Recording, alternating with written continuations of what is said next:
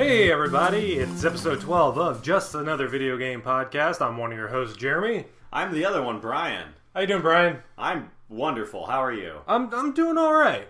There's a lot of Nintendo shit that happened this week. You playing anything? Not really. This week's been kind of crazy. I got on Miitomo every day just to get the free shit. I don't know why. I really wanted that fire Mario outfit. But no, not really. Yeah, I mean, I haven't really played much either. I tried to play Blood Dragon last night, and after making dinner and getting everything done, bedtime snuck up on me, so I caught up on some South Park and went to bed. Yeah, for me, we had some maintenance getting done in our apartment for a couple days, so it basically put me behind on a lot of stuff where I had to sit around and wait for them to fix things, and then by the time they were done, I had to go and make dinner, take care of the dogs. Yeah. Happened a couple times during the week, so... Adulthood. Yep. We're really exciting. You know, that like people are just on the edge of their seats. You know, I can't wait to hear these guys not talk about the things they didn't play this week. Well, I think most people maybe listen to our show to hear our impressions of the news and to get updated on whatever things. Nintendo did this week. Yeah. Well, just a heads up, there's going to be a lot of Nintendo stuff. Let's go ahead and get the non-Nintendo stuff out of the way. All right. For your regular No Man's Sky update, which I only feel compelled to do because the first episode of this show was all about No Man's Sky. Right. Personally, I don't give a shit about No Man's Sky anymore. But I feel like I have to say something whenever there's something that happened with it. Well, because nothing ever really... We don't hear anything anymore. Yeah, it's a weird situation because the game came out, everyone was hating on it. The game was broken. It flat out was broken. There were things in it that people were promised that weren't in there. I didn't know if that's necessarily broken, if it's just... Well, the game was broken plus those things. It just wasn't what it was pretending to be. Right. And we talked about it a few times, and it's a shame, really. Yeah, I commented on it either last episode or the episode before that I think a year from now, Hello Games will be dissolved. It won't be anymore. Something happened that is kind of leading towards that, and it is the longtime Hello Games designer Gareth Bourne leaves for Squadron 42 Star Citizen. So they've lost 12.5% of their workforce? Something like that. They're a very small team, so for them to lose, and this was a a higher up guy. Yeah. In that group. So for them to lose him, I mean that's a big deal. So he went on to make the game that No Man's Sky was trying to be. Pretty much. I mean, it seems like Star Citizen is going to be a lot more in depth than even what No Man's Sky was pitching. More so focusing on systems and things like that, where No Man's Sky was really... The idea was focusing on just the idea of exploration and travel. And I feel like for the second week in a row, we're going to talk about a game that's just immersive life in space. But, like, what is the difference between Star Citizen and, like, EVE Online? Like, is Star Citizen supposed to be an online experience? You're asking the wrong guy. Like, I've heard so much about it, and everyone is like really excited for it, or like really wants it to be great in a kind of way that everyone was talking about No Man's Sky. Because I feel like No Man's Sky was more in the forefront of like everyone's minds because it was being marketed, it was being shown off at the Spike Game Awards. It was shown off then the next year at Keighley's Game Awards, which are both Keighley's Game Awards, but you know, like it was a strong presence at E3 every year.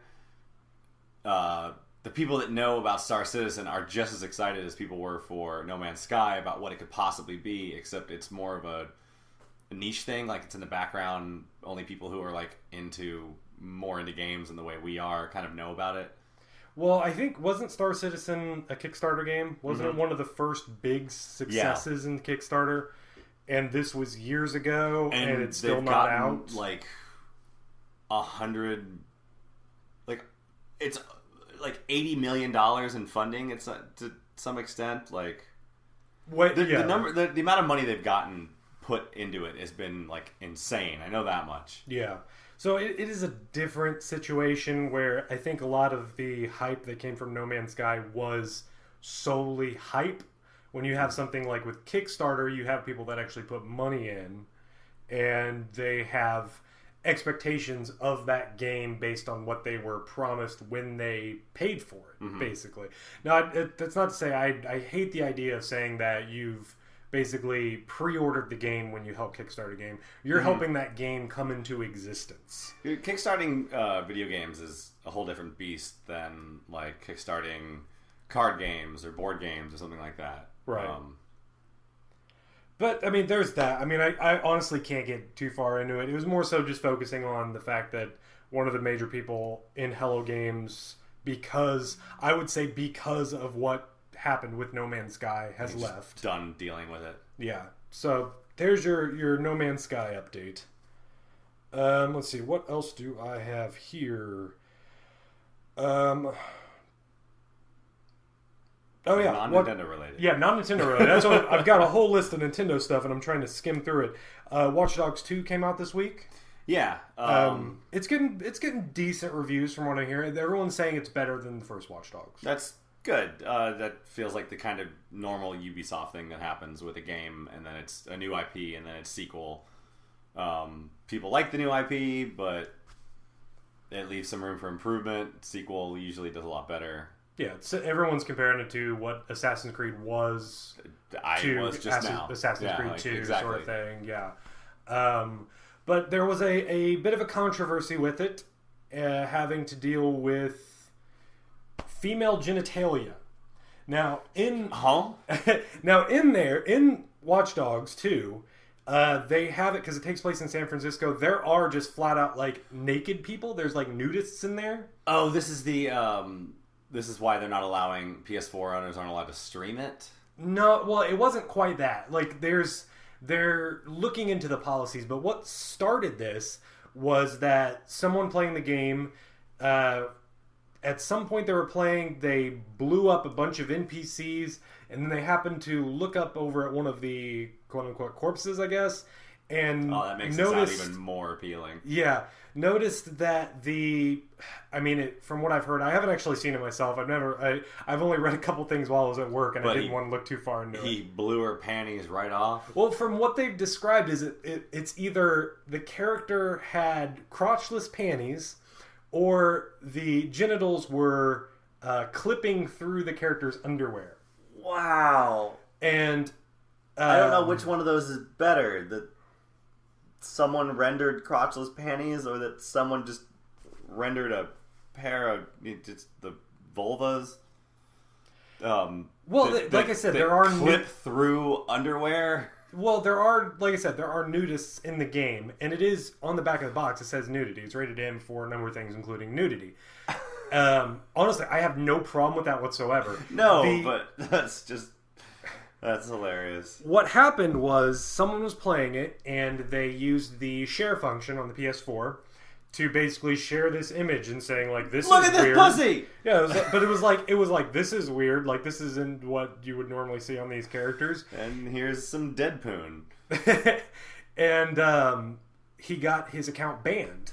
Right. And he went on NeoGAF explaining this, which right off the bat, that's pretty ridiculous. He went to NeoGAF. He should have gone to Reddit. Get with the times. And NeoGAF is pretty big for games. Yeah. But he went onto there and complained where it was just like, this is in the game. I'm sharing what's in the game. Why did I get banned for sharing something that's in the game? And then apparently he got his ban extended after posting that. And that just drew up a whole bunch more shit where everyone's just like... You can't really see the puzzled look on my face. Yeah. I mean, it's weird. Like, why... It's messed up from the beginning. Someone complained, and then they made the whole thing even more messed up. Jump ahead to the story. The guy already got his account back. Oh, well, hopefully. Yeah, because he made such a big deal. Everyone was talking about it, and Sony's like, okay, yeah, we shouldn't do that. Yeah, come on, Sony. But what Ubisoft said is that they are going to put out a patch to remedy this, by removing female genitalia. Yeah, they're gonna just genital mutilation and a computer patch, but not male. But not male genitalia. So there are. There's still dongs. There are floppy bits. There are still floppy dangles. But that's okay. But the JJ is apparently not okay. It's just wow. I mean, putting it all out there, I have no problem with nudity in games. I have no problem with like sex porn games. I think it's ridiculous that we make such a big fuss over that, but then we're okay with games where you go on murder sprees. It's just the American way. Yeah, it's the whole Judeo-Christian ideals that still. We like violence. Other countries like sex, and we're okay with the violence, and we're not so much with the. No, we're secretly okay with. Okay, the well, sex. everyone loves sex. Everyone loves sex. But we seem to be more okay with showcasing violence and not so much the sex, whereas other countries, hide more of the violence and showcase more of the sex. Yeah, Japan is kind of the opposite, but still in a weird way, where certain things have to be censored in a certain way. Yeah, that's a whole other culture of repression, but, yeah. but for different reasons. But yeah, it's so weird. Speaking of Ubisoft messing something up, I always jump back between the names. I was hoping you were going to say, speaking of genitalia. No, I don't have any other genital related. Oh no, well there is the new game, Genital Joust. Have you heard of this game? No, I have not. It's like this 2D sports game, but you play as basically like a dick and balls, but on the back of the balls there's an asshole. And so it's like, but they have like different games where it's like you're on a soccer field, or there's one where it's like you have to get this thing and put it in your butt. And there's other ones where it's like kind of like tag, where you're trying to keep your butthole away from the other ones, so they're going to try to penetrate you. It looks so much fun. It's on Steam on early access right now. Check it out. If I had played enough games this year to actually have a Game of the Year discussion, I would definitely put that on my list of games I need to check out before that. You did bring up something. I was thinking about this that I think would be interesting, and maybe not the next episode, maybe the one after that. Normally in December things get a little bit quiet. All the games are out, but I'd like to talk about like games. I guess you could almost say game moments of the year, because like you said, you haven't really played. I mean, any of the new games, because you don't have any of the current consoles. Yeah, nothing really came out for Wii U this year that I played. Right. I was trying to think of Woolly World came out last year, right? Yep. Yeah, damn it. Yeah, I'm having. I keep up with everything. I just can't play it all. I was also thinking the Game Awards are going to be happening December 1st. Oh yeah. Which I think. Let me check my calendar. I don't know if we'll have an episode before that.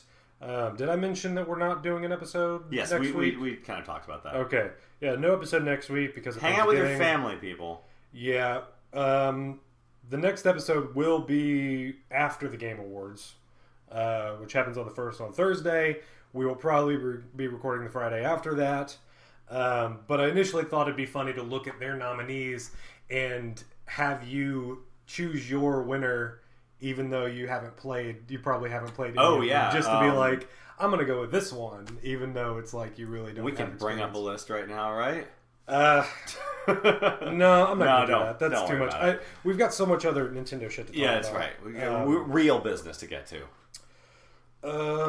Let's see. Let me see how I can split this up. There's a lot of Switch stuff that happened this week. So, Super Mario Run, we got a official release date, and we got a price, $10. Yeah, we called that. Nintendo was going to do their own damn thing with that.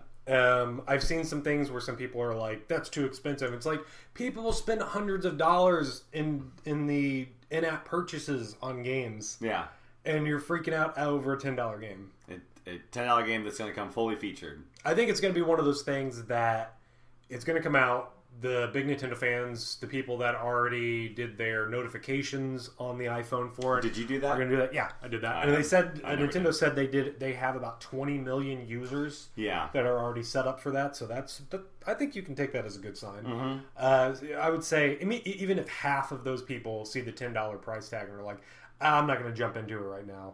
You know, you're still talking about what is that, $100 million, basically, and it's not all going to go to Nintendo, it gets split off, but that's still a good amount of money for a little mobile game for them, for a game that's not even out, that kind of hype. And that's just the people that want the notification. That want it right off the bat. Yeah, and also it's December. People are very loose with their money in December. Right, people get iTunes gift cards. Plenty of people are going to throw some coin at that. But like I was saying, I think it's going to be one of those things that you'll get those early adopters. They're going to play it. Word's going to get around that it's a good game. More people will do that. Maybe when they release it for Android, because it's going to be coming out to iTunes or to iPhone exclusive in December, and then in 2017, it'll be out on Android. Maybe they'll do a discount thing for the iPhone version when the Android one comes out, something like that. I'm excited for it. They put out a trailer for it. I don't care for the whole make your own Mushroom Kingdom thing. That doesn't look like there's much to that. Yeah, I kind of was like, I'll get to that when I have time to deal with. Probably when the game comes out, I'll check that out. But yeah, not really the main draw for me. Looks good though. Yeah, no, it'll be good. Going back to people getting banned because of video games. Oh yeah. People that pirated Pokemon Sun and Moon are complaining about getting banned from the eShop. Now this means that if they're just like cut out completely. They can't do that. They can't download any more games. But it seems like if anyone pirated the game and then they tried to use any of the online features on Pokemon, they got flagged on Nintendo's server side and are not able to get into the eShop anymore. Because I hear like for the first few days of that game, like you could find shiny legendaries. There was all sorts of stuff up on the I don't know how the online trading works, but Wondershare. Wonder Trade. Yeah. Love Wonder Trade. There was some crazy shit that was popping up on there. And I'm pretty sure that guys don't fuck around with Nintendo. Yeah. Especially, they'll get you good. If you're going to do it, don't get online. Everyone knows that. Like, I don't pirate games, but it's like, I know people that have done that kind of stuff before, and it's just like, it's a common thing. You don't go online with that stuff. They have ways of telling. Yeah. But it came down to people on... You're not as smart as you think you are. I'm sorry. People on Reddit, people on NeoGAF were basically saying, I'm getting this error on my... trying to log out of the eShop. What's going on? And then it's just like, well, you probably pirated Pokemon Sun and Moon. Well, yeah, but, how do I get around this? What does that have to do with it? Can I pirate the eShop? Where do I go to download the ROM for that? I need the APK for the eShop. But yeah, everyone's solution was buy a new 3DS. Wow.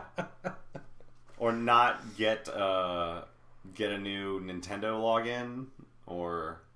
Yeah, I don't know. Maybe you can... I don't know if it's tied to like a serial in the system. Because who knows? Because of how poorly Nintendo does with online functionality, and that'll be shitty though if it is seriously tied to that hardware. If someone goes and gets a new system and sells that, and some unfortunate person buys that. Oh shit, that's fucked up. Don't know if how that works. You probably have to just completely wipe. I bet you could do a system wipe, and then you would lose everything that you've put on there. Yeah. Oh man, that's weird. I don't know. Nintendo really needs to do something about the way they handle their downloadable games and their content and everything. Switch is gonna solve it, man. Well, hold on, maybe. Gotta believe. I do. I hope.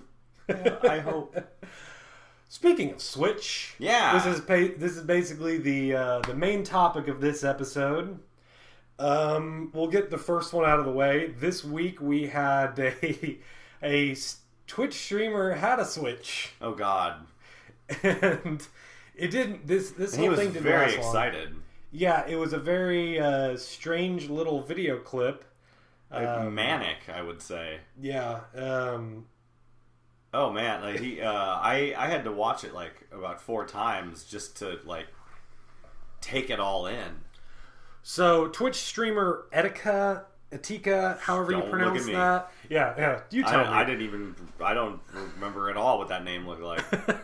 He was The doing crazy shirtless guy in his undies. Yeah, he was doing a stream. It looked like he was really, really drunk, going kind of crazy, talking about the Switch, and then out of nowhere he pulls the Switch out. It flashes for the briefest of seconds. And then people are like, "What the hell's that?" And then he runs off real quick. And then he's lying on the ground digging through something behind him while I hope that's his sister. It's his girlfriend. I know, but I just really want it to be his sister who's supporting him because he seems to have problems and not something that would sleep with that guy. But yeah, she's very confused. And he pulls out a JoyCon. Oh, she had to be in on it, though. Yeah, but she's still, like, confused as to just how, like, just don't look at me. He's doing this. It was more of that, like, I know. I need to get out of this relationship kind of look. But yeah, he pulls out a JoyCon, slides the two Switch controllers into it, and the chat just goes nuts. I don't know who this guy is or how many followers, viewers he gets, but he's got a few thousand followers on his Twitter. Okay. So, but yeah, he's not a nobody. It's just the most briefest of flashes of the Joy-Con and the screen. So this happens and everyone's doubtful, obviously. My first reaction, you sent me the link and I sent back just 3D printer with a question mark. And I immediately was just like, there's no way that's 3D printed. That thing looked too good. It slid in together. My theory was that it was a prop from the Switch reveal trailer. And I totally was on board with you with that. Yeah, I mean, it's like, sure, it did all that stuff. It slid in and out in the trailer. Why not? I mean, it wouldn't be the actual thing, but it did those things. Why not? Yeah, it would be, the theory that we had come up with, that cobbled together after that was maybe the ad company that put it together, that worked with Nintendo on it, someone snuck the prop off of the set and auctioned it off to the highest bidder. And maybe this guy, because he was thanking his subscribers and the people who donate and saying, like, because of your money, I can do this. And he whips out the Switch screen. Do we have a name for what to call that? I think that's the Switch. The Switch itself? Yeah, okay. That's the Switch. Yeah, so, like, what if it was just something he had connections and he was able to get a hold of? And it doesn't seem that that's the case anymore. It was about 3 days later, so we didn't even get through a week. Yeah. And when we find out what this thing actually was, this was manufactured by the same people that manufactured that rumored NX controller, the little oval screen with the little joysticks on it. Dumbest thing I've ever seen in my life. That everyone was just like, oh no. Back in like April, yeah. Yeah. And that lasted for a few weeks, I think. I think that was going around for a couple weeks. Yeah, but I don't think anyone really believed that was the controller. I mean, it was one of those things where either people, you didn't believe it, you didn't want to believe it, and, everyone was just like, we've got to look into this further. There were conspiracy theories about where that picture was taken. There were, shadows of trees in the background. That matched a studio. A game studio. In, like, Denmark or something. Like, But it was the same company, or same group. I mean, it sounded like they were a company. They manufacture things. No matter how different small, people. you can still be called a company. Yeah, yeah. And they made this thing. There's a making of video of this fake hoax. A pretty in-depth one. And it's crazy because it's like if you've seen the Switch video, the actual Switch video, and then you look at this, other than some details, if you really pay attention to those things, you're just like, holy shit. Mm-hmm. Now, the unit that they made, it's all sort of glued together. You can't move anything on. The triggers don't work. The buttons don't. Buttons don't press. Yeah, buttons don't do anything. But when you're just like taking a picture of it, it's like, yeah, that's it. When you are high as hell on your stream and flashing things around, your chat will go crazy because it looks really good. Yeah. So yeah, that happened. That came up and disappeared pretty damn quick. I'm amazed these people like just kind of cash their chips in. I think at this point it makes sense. They're like, look what we can do. Hire us. Advertising, yeah, for sure. Hire the hell out of us. In their video, they were like, "We are so and so CNC, and we made this Switch." Like they said the name of the company. I can't remember what they said. I'm not their advertising guy, so I'm not worried about that. Yeah, and just like we're in an age where you can't believe anything you see anymore. It's just this just kind of cements it. So speaking of cement, let's move on to something a little more concrete. Rumors from journalists. God damn it! Now don't do that. But that's the thing is these are rumors that are coming let's from. Let's move on. You know, where the let's just wrecking crew our way through this, and yeah. But these are rumors coming from. I believe these ones that we're talking about specifically are from Laura Dale from Let's Play Video Games and Emily Rogers, both of whom had been putting out rumors about the Switch when it was known as the NX, which were totally correct. So it seems like, they are some of the most credible sources. Emily Rogers is having a hell of a year. Yeah. And she's like primarily Nintendo rumors. At least, especially this year, but yeah. Yeah, she's been big on Nintendo been a good year for a long time. To be a Nintendo insider. For sure. We're recording this on a Thursday. Normally we record on a Friday. By the time you hear this, I don't know if you heard this, tomorrow Eurogamer is going to drop something big. Okay. Some big rumor that but they a good year for them, big, too. It's always it's a rumor leak sort of thing. And it's so fucking weird because it's like we just get these bits of information from people that aren't Nintendo. Yeah. And we have to assume that that's what it's going to be because Nintendo isn't telling us shit. One rumor that I'm just to throw that out there. One rumor that's going around is From Software is going to be making a Metroid game. What? No one's got enough sources to really come out and say it, but it's something that's getting tossed around. Holy shit! The things that they're more confident on. I just gotta say that. I'm totally cool with that. Oh, for sure, me too. I'm totally down for that. And you just have to remember that before they were making Dark Souls, they were making anything. They were just making stuff. Yeah. They did the Armored Core, and that was like a future mech kind of thing. Maybe 3D Game Heroes. And I want 3D Game Heroes 2. That's what I want. They just make shit. Yeah. And they stumbled onto something great with Demon Souls, Dark Souls, Bloodborne, but I mean, they just do whatever they want, and they're pretty fascinating developers as far as I'm concerned. I would love to see them make a Metroid game. Yeah, I mean, it'd be awesome if they did a Nintendo exclusive, whatever it was. Mm-hmm. If the Switch could come out and say this, that would be their Bloodborne. Yeah. That's one thing that helped the PS4 out a lot, Mm-hmm. is that, when they had... Didn't bungle their launch, but yeah. But yeah, I mean, when you had Dark Souls and Dark Souls 2 were multi-platform, and then it's just like, okay, a lot of people got into that series, but then it's like, our next game, PS4 exclusive, and, a lot of people would be upset. They would be like, oh, no, I have to buy a PS4. Souls fans were like, I'm going to buy a PS4. I don't care. I want to play that game. Mm-hmm. And I think that if they could do that with Switch, that would be absolutely incredible. But there are rumors that they put out recently, one of which, we'll start with the price. This actually came from a couple places. The rumor was that UK video game store Game had a price going up of $250 and $300. So we have two different SKUs for this one. Potentially one being either a extra memory or pack-in game or pack-in pro controller, some combination, all of the above. You would think that it would be memory or controller over game, because if you're going to pack in a game, the selling point on that is that you're getting a free game. Right. As opposed to here, we're just going to sell you a game and you have, there's nothing you can do about it. Right. And I mean, even with that, the price difference, if it's just the game, you're saving $10. Yeah.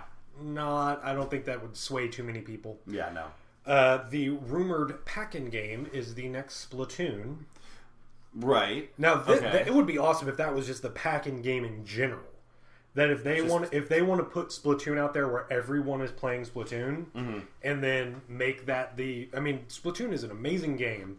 that almost Splatoon's anybody really can jump good. into. It's really good. That getting people that maybe didn't jump in on the Wii U, that if they're excited for the Switch, especially if they're going to be getting their From Software exclusive for the Switch, that they'll also be able to try the great game Splatoon. That'll be really great for the IP if they do that. I think of any of the games that I can think of that you would do a pack in, that would make most sense to me if they did it where, you know, they still keep the whole focus on multiplayer. That would be a good Give it pack to in everyone game. who buys it. I'm still, if they continue the whole free DLC thing, it's like, that's a lot of money to be giving away. They also probably made a lot of money on Splatoon. Yeah. And it's established. I feel like that's not a huge loss.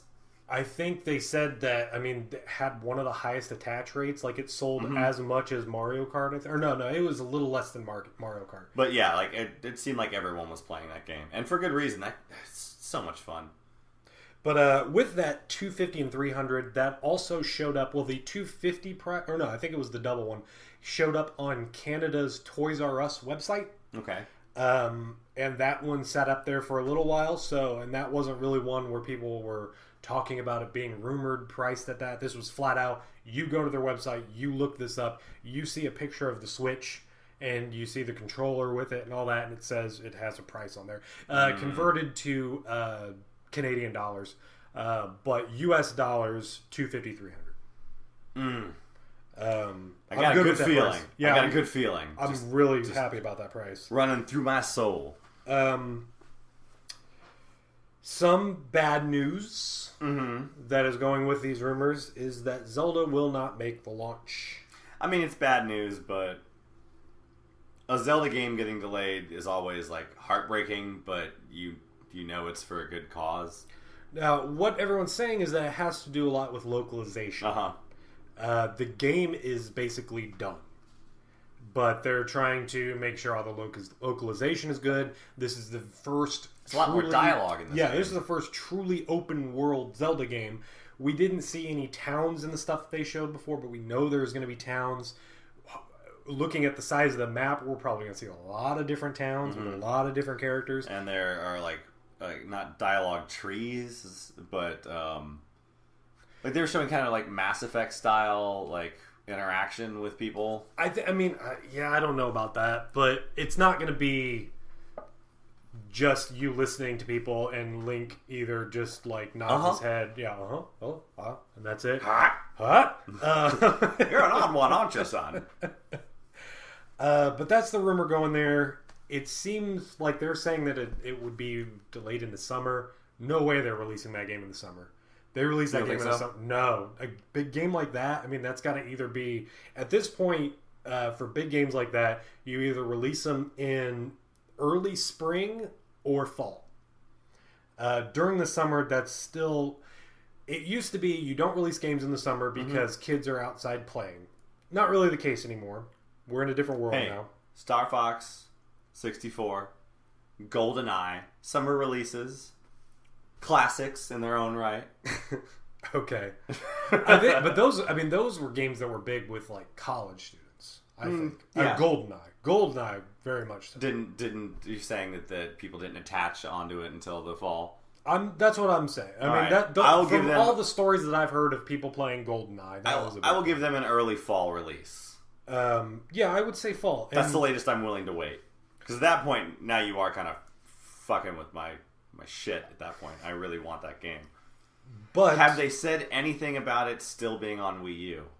Yeah, it's still going to be on Wii U. There's just no way that they're not doing that. But they're going to kind of GameCube it where it's going to be harder to find than the Switch version. Most likely, yeah. It's going to be the only game. It's going to be one of those things where you're going to have you'll go into a GameStop and there's going to be one column and it's just going to be the top two are going to be displays for Zelda, the bottom two will be displays, and then the two in the middle will be the actual game. Okay. That's how I'm picturing it. I think I need to actually buy both copies this time. Why? I didn't do it last time, and that GameCube Twilight Princess is tough to find. Yeah, I got the HD one. It's got both versions. I want to have that rare disc. Yeah, you're big on the collecting things. I'm not big on collecting things. I'm just big on like the novelty of owning things, and that just seems like a fun thing to own. I suppose. Yeah, I mean that makes sense. I'm gonna have my Wii U out for a while. It'll at least be hooked up in my game room. I did play Nintendo Lands recently. Oh yeah, had some friends over.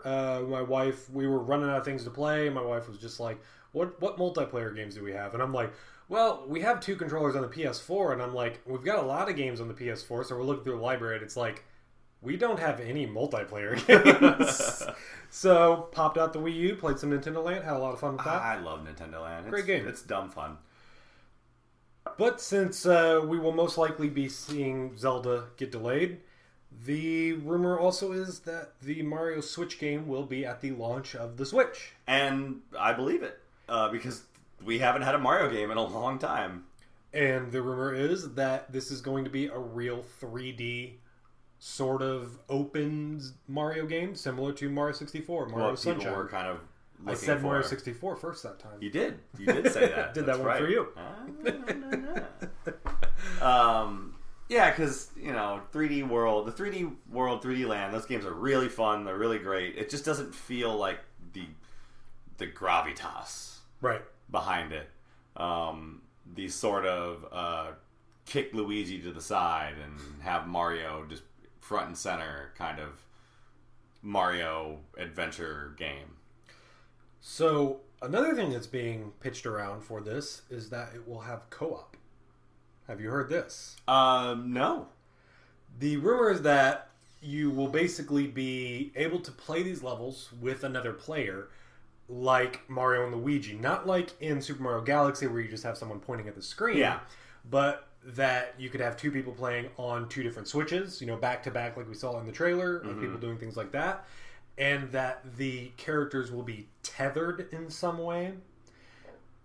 That's really it. Let your imagination go wild from that. Like in the old classic local co-op way, where if you get too far apart, the screen splits. I don't think they're going to be doing anything like that. I mean, because with your own, what if you got? Well, if you have 2 different screens, you don't need to do that. Yeah. Okay. That's what I'm hearing. It may be. God, wouldn't it be great if you had 2 Switches that you could just tackle? You would have to, but maybe they would make it so you both had to be in the same world as one another, but that you could go and tackle different things. Yeah. That someone could do something somewhere, that they hit a switch somewhere, and it would like activate a block, and you could actually do like co-op. That would be incredible. I'm thinking of the way that I beat Mario 64 as a kid was my 3 neighborhood friends and I got together. And the previous summer we had committed to getting every exit in Super Mario World. Like, okay, this game's been out long enough. We're about to get a new Mario. Let's just fucking do it. And that summer break was dedicated to doing that. We figured it all out on our own. And so when Mario 64 came out, we basically did it the same way, where we were all...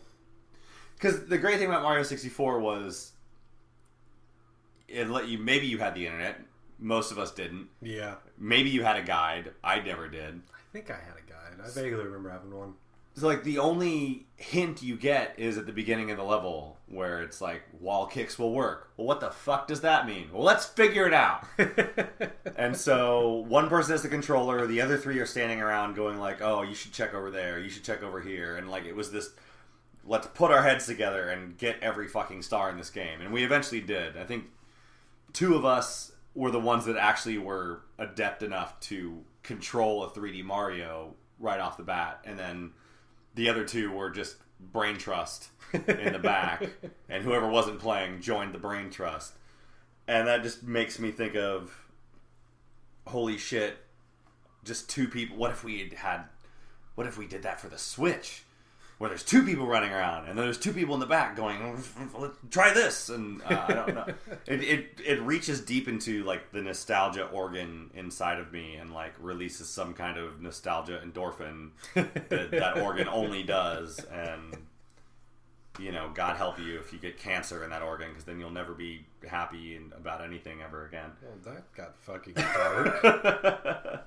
But I don't know, that idea excites me, that you could kind of co-op your way through a Mario game. For sure.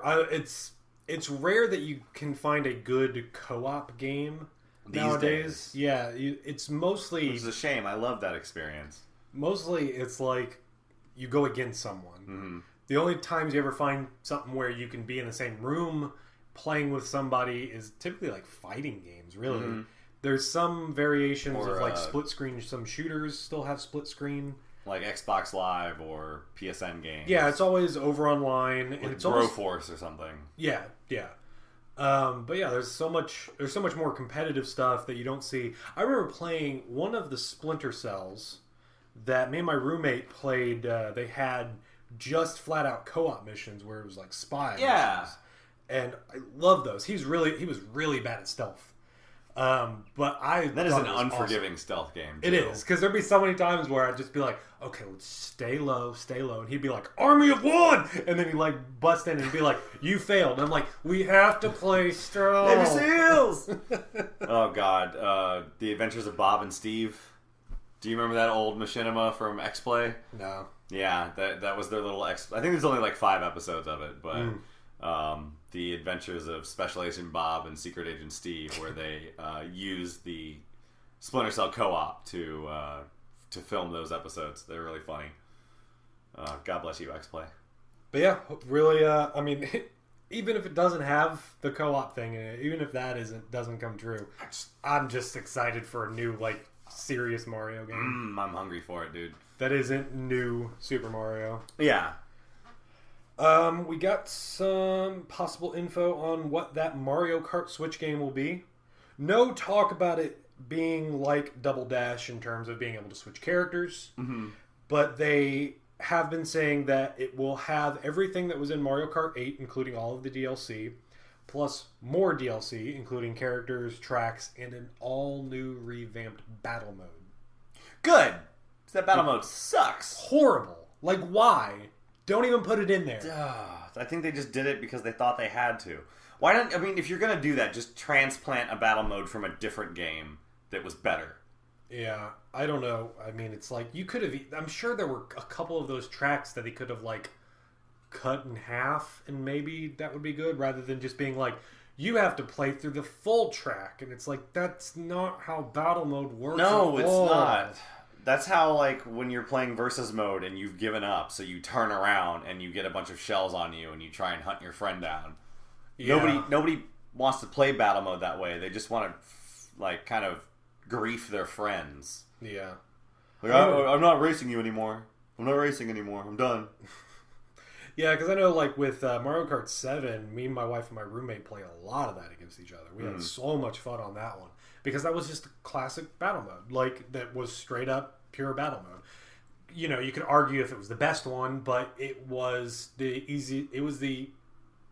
easiest one for us to play. Is there really a best battle mode in Mario Kart? I think a lot of people would say 64. Yeah. I think that's nostalgia more I think it's more just it's the first Mario Kart rules. You're gonna like whatever battle mode was in the first Mario Kart that you know, the first one you played is the one that you like the most. Right. So battle mode, racing, whatever. But I don't know if, like, battle modes are there and they're kind of fun, but they're never the main draw on a Mario Kart game. Yeah. So yeah, there's that. So, I take it no one has said whether, because I have the DLC for Mario Kart 8. It's just gonna come with it? Yeah, it's gonna be.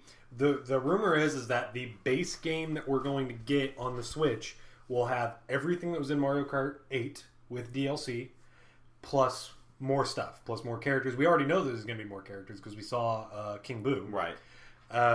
They will probably, I mean, hopefully maybe we'll get some new items. Did we see new? No, we saw dual items. So they'll give you the option to carry more than one item. You know, we'll definitely be getting new tracks. It looks like we're getting reformatted tracks that we're not going to be getting.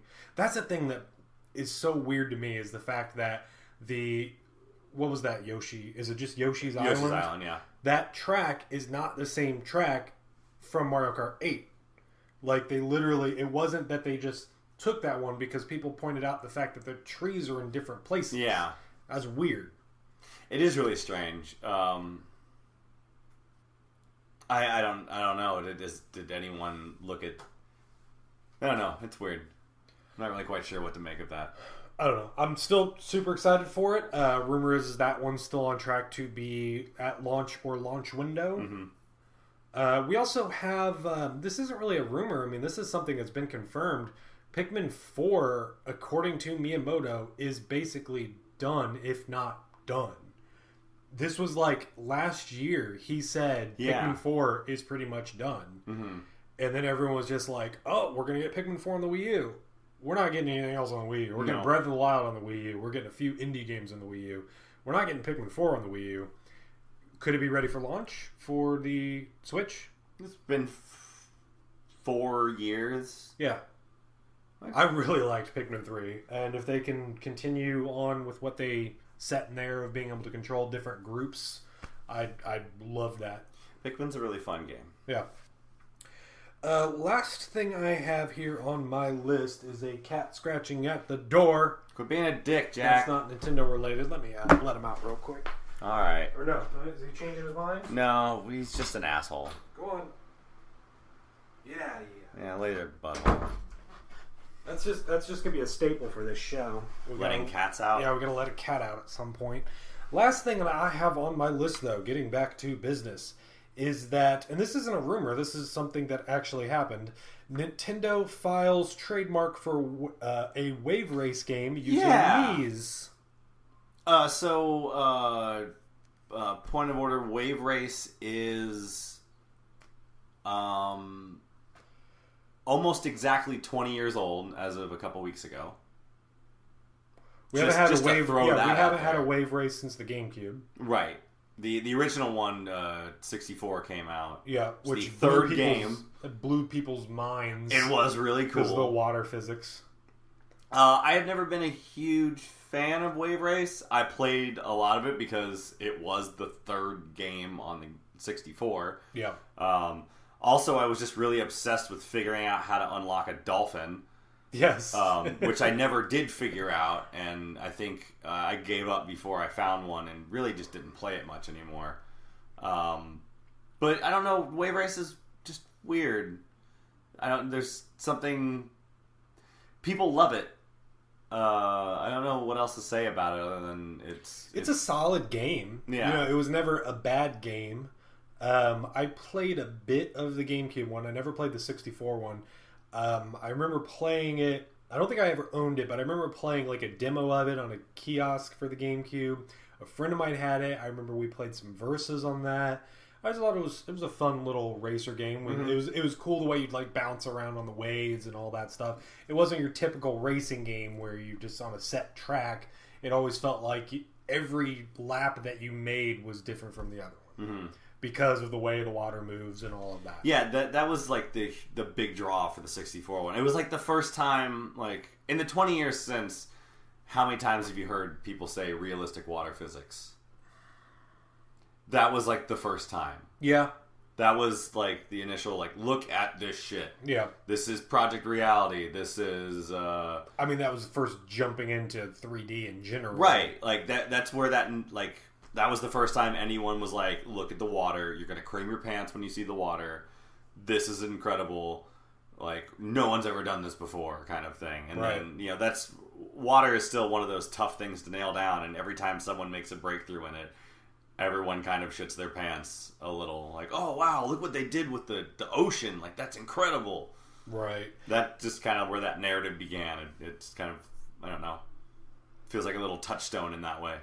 The one thing I find interesting about this is with the trademark, they are saying that you'll be able to use your Mii's in it. Like, that's a part of the trademark with it. That Mii's are somehow Mii's are connected to it, which I'll take that as saying that we are still going to be using Mii's with the Switch. There was no Wii feeling of that Switch announcement. Yeah, no. Nothing about the Switch feels like the Wii. There were no children to be seen anywhere. Except for like the Joy-Con controllers, you hold them separately. That kind of resembles. You only do that when you're on a plane. Only on a plane, yeah. It doesn't work unless you're. Which is weird because it feels like you need to have elbow room to play like a Wii. Well, I mean, I think if you didn't have the Joy-Con connector controller, that would be better than holding the whole screen, because that way you can keep your hands a little closer together if you need to. Well, honestly, keep them at your side. When I played Twilight Princess, I was sitting with like the nunchuck in my one hand behind my head, and like it kind of felt. It was kind of cool that you could just like I'm not actually holding a controller. I'm holding a remote and this thing attached to it, and I don't know. No, I agree. You don't necessarily have to hold your hands together to play these games. Yeah, because when you used to use those, you'd get in this habit of not... When you first started playing it, you always had your arms up. Yeah. Arms up, pointing at the screen. You're like, this is how I'm going to play. And the next thing you know, your arms just start to get slack. And it's just like... Everyone's standing up to bowl, and by the end of the month, you've all figured out how to bowl by sitting down on the couch. Yeah. That's all I have, though. Did you have anything else? Any news that we may have missed? I don't know. I told you about that Itagaki interview, which was pretty crazy. It was James Milkey, actually, from 1UP. I don't know if he actually wrote for EGM, but I was reading the article, and then at some point I just saw at the top, like, oh, hey, Milky's still doing stuff. That's cool. I saw like a headline for it. I didn't read into it because he was talking about Devil's Third, and immediately I'm like, who cares? Yeah, I don't give a shit about Devil's Third. No one else did either. That's that game. I didn't hear about it until it was out. Really, who cares? But I don't know. Someone who's Itagaki was. I mean, he was one of those Japanese heads of a development team that like you always heard from, and then he had to leave Tecmo because he likes touching ladies, and we haven't really heard from him in the last 8 years, and apparently he's been busy. And so it was just, I don't know, it was an interesting interview, just about the path that game took to get out, and it wasn't a very good game, but I don't know, I thought it was an interesting interview at least. God, I just remember like hearing about it in terms of it being a Wii U exclusive game, and then other people were just like, "Oh yeah, this game's been in development hell," and I'm like, "I've never heard of it." And I usually have my ear on that kind of stuff. Yeah, but you don't really pay attention to what THQ is doing because no one cares about THQ. And THQ was the one who was bankrolling it. Games that I liked. Okay, all right. Touche, sir. But, so, I mean, what were some of the things that he brought up on there? You talked about wanting to do a sequel. He wants to do a sequel. He really wants to actually put it out on PC. Didn't the multiplayer go on PC? I could have sworn that it did. It's up and running on a PC. I don't think it's available yet, but they have it. They're all ready to go. I think it was developed on a PC, so that he was talking about how easy it is to just port it to the Wii U or port it to another system. So it's all ready to go. I don't know how he's rolling it out, but he wants to do that. He wants to make a sequel. He really wants to make 3 of them all together. And he wants, I think he is very convinced that consoles aren't going to be around for very much longer.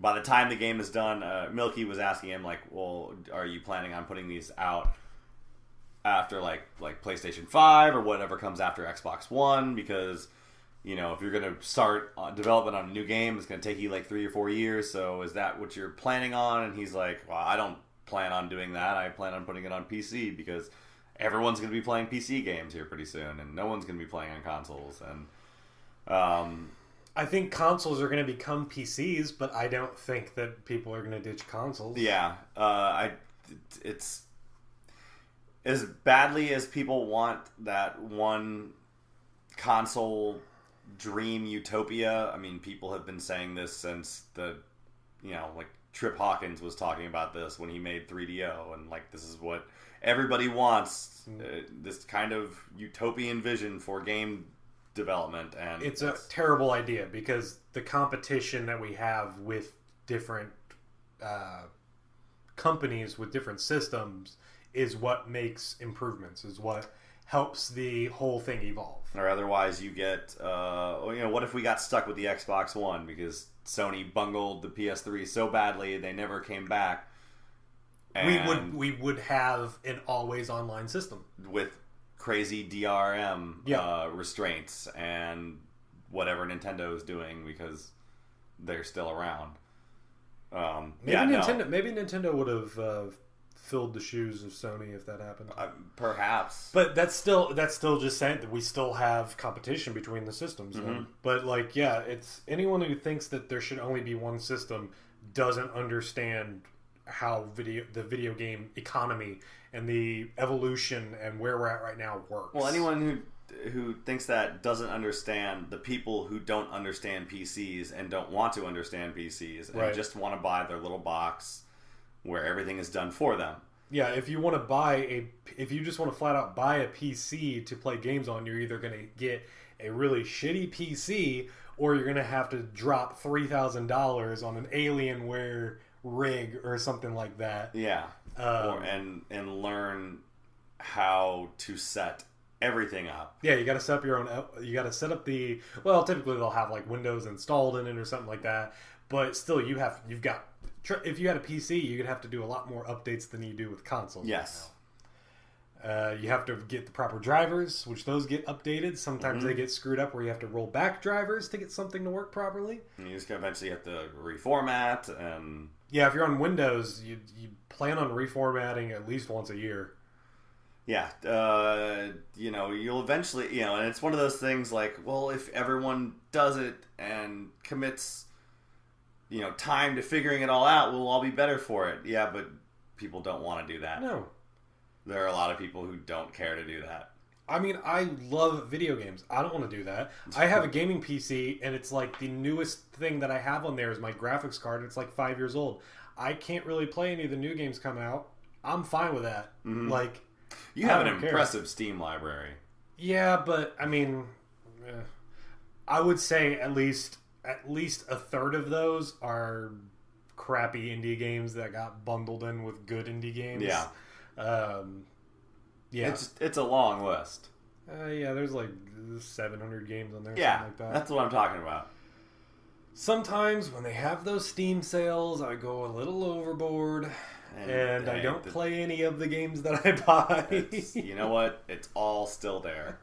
Yeah, it's all still there. I mean, I even went through my Steam library and like made a folder of games that just says "Don't bother." Yeah. Of games that I haven't played and I'm never going to play, and it's like all it is basically like. I click on the name once, I look at the little like screenshot that shows in the background, and I'm like, nope, not ever playing that game. A lot of just like 2D side-scrolling platformers that just look like garbage. I'm sorry, I'm not going to say any names of anyone. You know who you are. A lot of people put effort into those games, but sometimes they're just not worth it. It's the living. Yeah, it's a living. I guess. Right? Flintstones? Is it? Is that? Yeah, that is. Yeah, that's Flintstones. You're right. Got a Steam sale coming up. Do they? For Thanksgiving, yeah, they usually do. That's when they do their fall one.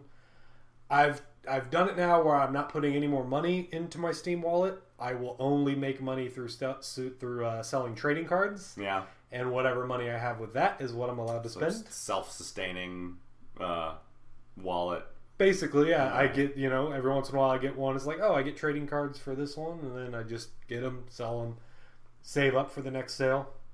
Get those games when they're just like, oh yeah, that game's 99 cents. Will I play it? Who cares? There's some games on there I want to get, but I just need to have Counter-Strike in my life. It's been years since I've played, and I really want to just have a copy of Roller Coaster Tycoon lying around for whenever I feel like playing it, but it's not available on my Mac. So you just reminded me of something. I have something weird. A weird little story with Steam. I have something called the Half-Life Complimentary Edition. Yeah, doesn't that come with like everything? From what I can tell, I will get everything that has the Half-Life name on it if it never comes out. Uh-huh. I got this randomly popped up in my library after I wrote an article that was featured on Kotaku about how great Steam is and how it's like basically I said this earlier, but years and years ago I did used to pirate some games. Mm-hmm. I didn't realize the effect that it had, and the reasons that I did it was easier for me to try out a game. I was young and naive. Yeah, I was young and naive. I didn't know what I was doing. But yeah, then I wrote out this article about why I stopped pirating games. Most of it had to deal with how great Steam is in terms of getting a game, figuring out if a game is good by like looking at user reviews, things like that, getting the information that I needed, showing the proper specs, it being able to scan my computer to say whether or not I can play this one on there. And then not too long later, my brother at the time was sharing my Steam account. He used it on his computer, like when I wasn't using it and all that.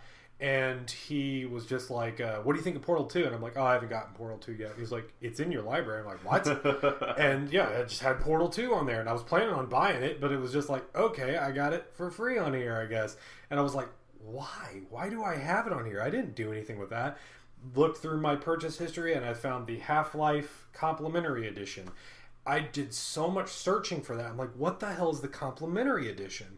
And then it was around that same time that I realized that 2 or 3 people that suddenly sent me friend requests were people from Valve. So it was like, and I'm still friends with them on there, so that's pretty cool. And it was just a weird thing. They kind of fluffed you back. Yeah, they were just like, hey, thanks for doing that. They found my name and were just like, here you go. And they didn't even say anything about it. I had to ask the guy, and he was just like, "Oh yeah, I came across your article. I liked it, so we sent that to you." And I'm like, "Okay, it's pretty awesome." Yeah, I'm a huge Half-Life fan. So it was really great. So Black Mesa was the Black Mesa doesn't count. Yeah, that was the crappy. Let's just plug Half-Life 1 into the Source engine. No, that was Half-Life Source. Right. That's a. But then there was a sort of an independent group. Did they ever finish remastering it? No, they still haven't finished. They have a version out that you can kind of say that it's done. Did you ever play through Half-Life, all of Half-Life? Not all of it, but do you know about Zen? Yeah, they have Zen isn't in it. Right, that's the definitive. Take Zen out, and you have the perfect game. It ends with Zen. It ends just before Zen, I guess. I haven't played it. I'm waiting until the full thing's done because Zen is very important for Half-Life. And by the way, they've been working on this for 12 years? Yeah, it's been a long time. Since Source came out, so Source has been around for about 12, 13 years. Yep. Yeah. So, this is the internet, netheads. This was rumbling around netheads, the little internet cafe I brought up before. People were talking about this. I mean, that was 12 years ago. When I was in high school. So, yeah, that was around 12 years ago. Yeah. So I was hoping maybe that had come around finally, but no. I mean, it is. You can get it, you can buy it and play from what I've heard is a substantial game there, but then when they release Zen, I'm pretty sure you get that for free. Yeah. That it's just going to be like a little add-on patch. Who knows how long that's going to take, because for those that don't know, Zen is kind of it's like the alien world that exists in there. So it's completely separate from the other game that takes place in the Black Mesa facility. Mm-hmm. You can reuse a lot of assets, but when you're making Zen, everything starts from scratch except for the enemies. But even then, they added a few more enemies that appear in Zen. So yeah, that's a huge undertaking that I'm sure they were like, okay, we can kind of end it here and say to be continued and put this out so people can actually play it and see what we've done. Or you could just end it there because most people hate Zen. Yeah, Zen gets into weird platforming territory that doesn't work well on first person. Even today, platforming in first person doesn't work very well. All they really have to do is add in the Metroid Prime, where the camera automatically looks down when you're doing jumping platform stuff. Yeah, and that might fix it, but a lot of people, the Zen is a sore spot to a basically profoundly influential and important video game. Yeah. How did we get here? Steam, dude. Your just prolific Steam library. Yeah. I mean, honestly, I wish that I could give some of those away.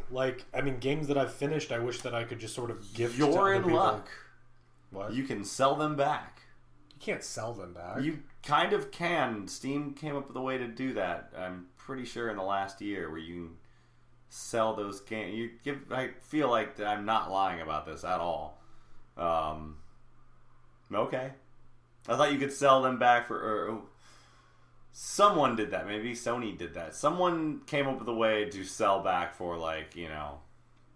Last year, dimes on the dollar. Last year, the ideas were pitched around from Xbox, and Steam was in some sort of lawsuit in the UK about that, I believe, where it was like there needs to be some kind of value because of their laws they had there. Yeah. Steam has had a lot of issues in the UK in terms of like digital sales and laws surrounding them.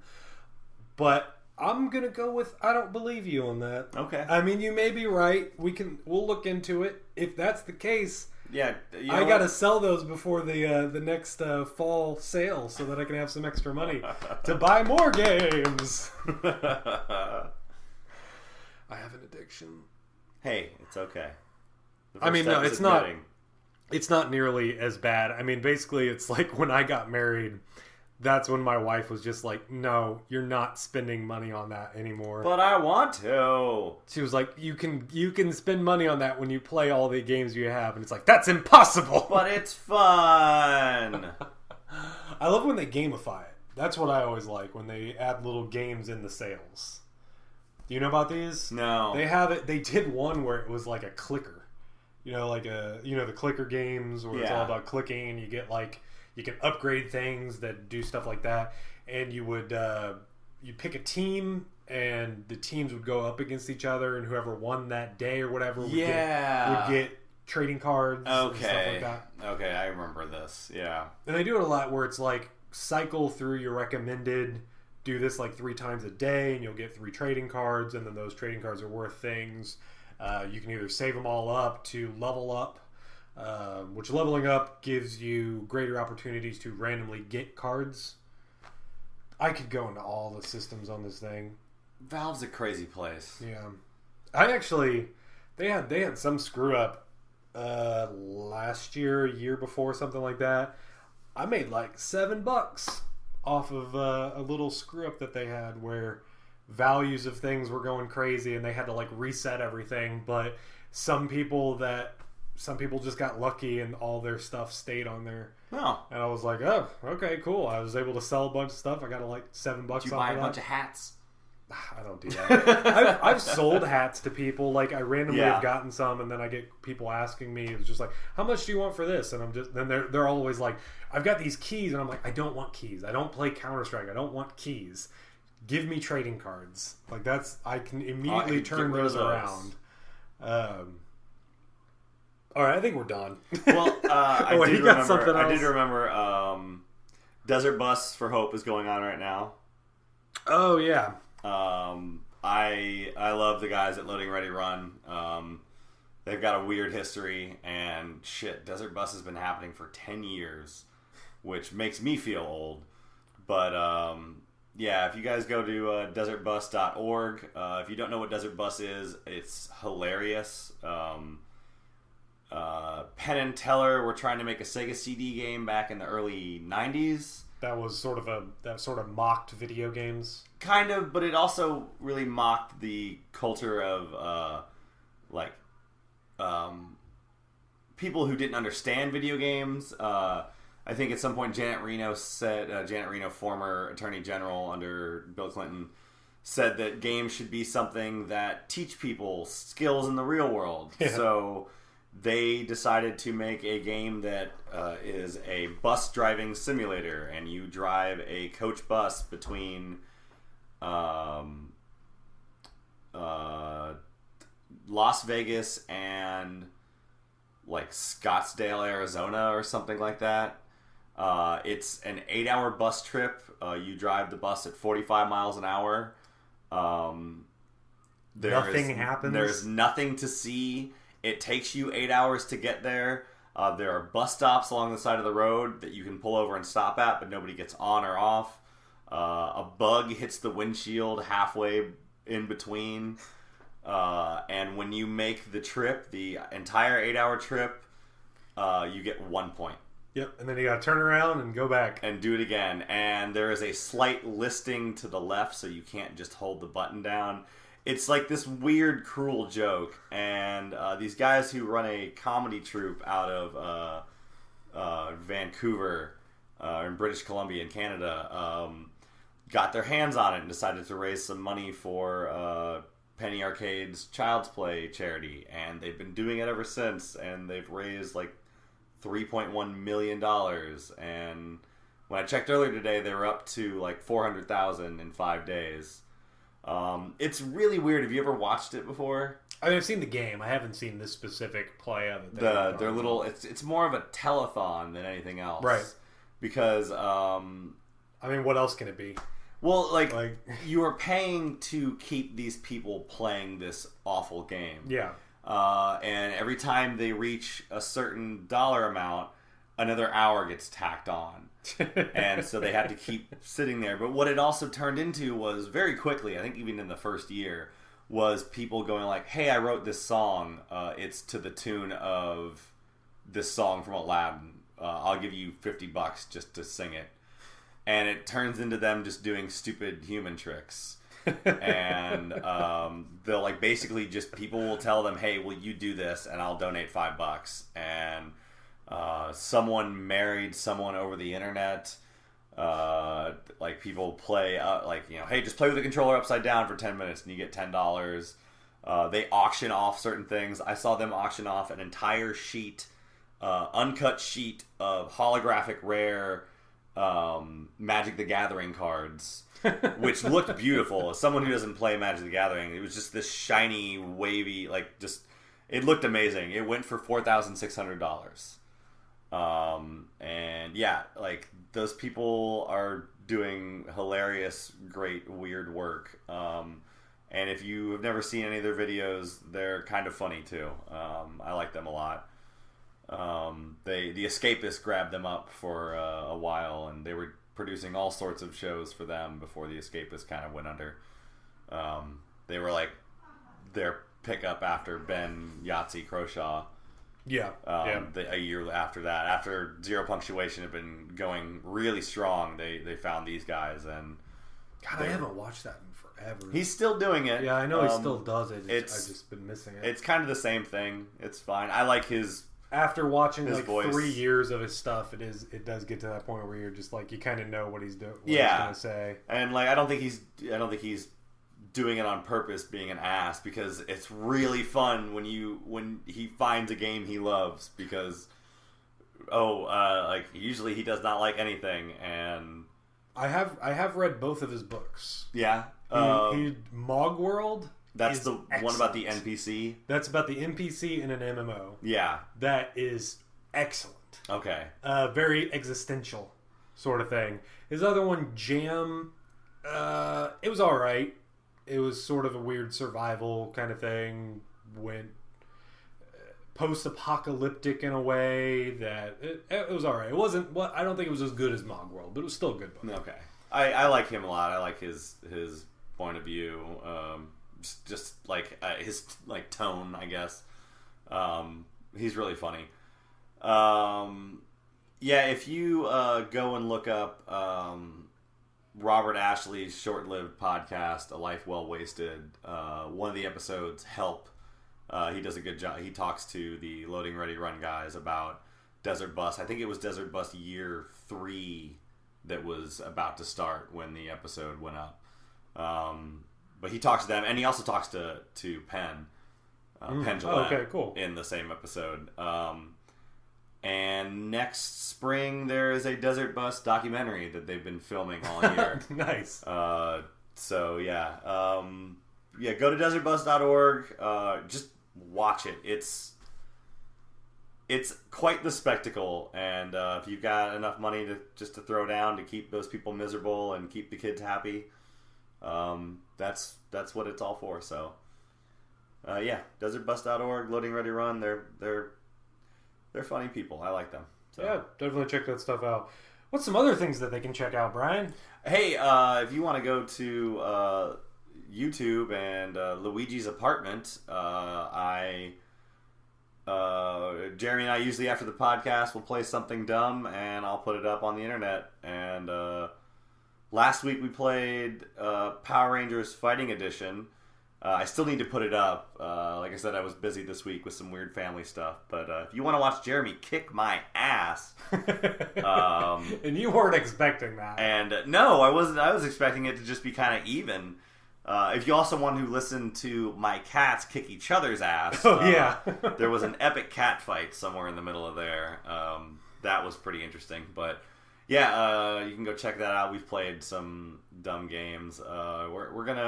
We've had a string of like at least interesting games lately. I think we need to get back to playing a couple like really shitty ones here pretty soon. But, okay.